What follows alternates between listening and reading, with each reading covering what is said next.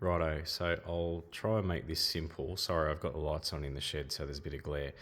Passenger side of the car, obviously, when the centre seat comes out, you have to actually take the passenger seat out as well because it shares bolts on those sides. So you've got to undo the whole lot, take it out in one go, separate the centre seat, and then it'll come apart. Makes sense when you're doing it. To fit the Laramie console, what you need to do is obviously take the console itself out of the car. Now, the easiest way to do that, if you lift this mat,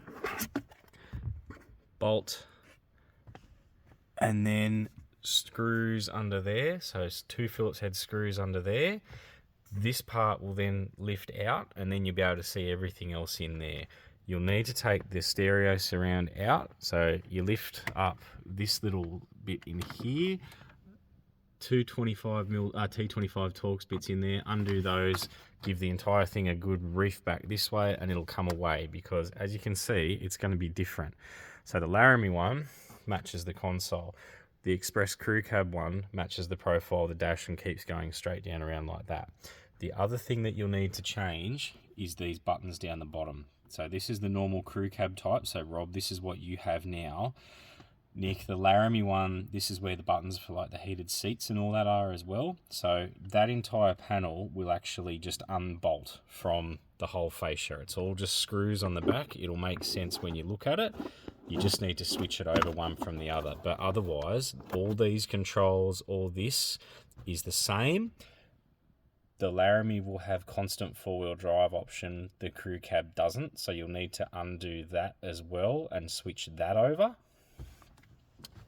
Other than that, what you will need for the Laramie console, sorry, I know it's not great lighting, but there's this panel here that fits in and joins up against the dash and all that. You'll need that, the whole console, and then the air conducting, which is underneath there. So when you lift this bit up, you'll see it there.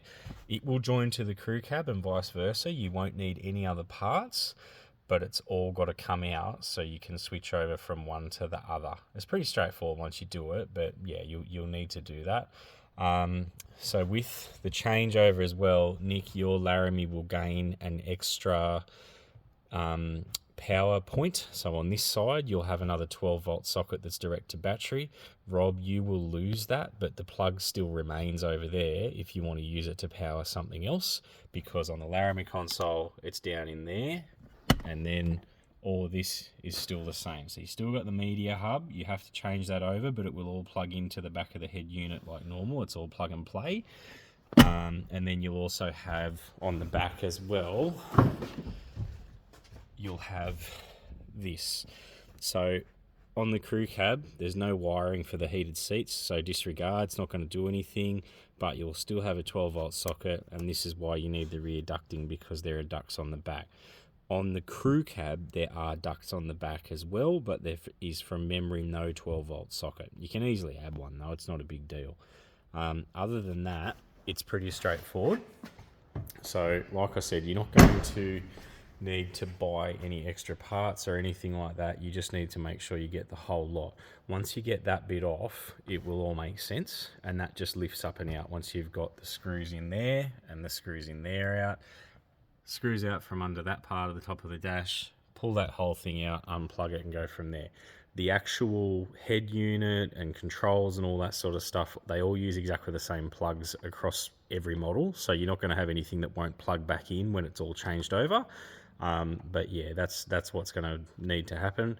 It'll take you, a good couple of hours at least. I mean, I parked a Laramie next to this one and swapped it over in about 2 hours and everything worked. But otherwise, yeah, if you're doing the freight thing, console, the side panels so it all matches, the stereo surround, switch over the bits in it, and then it should be a plug and play job.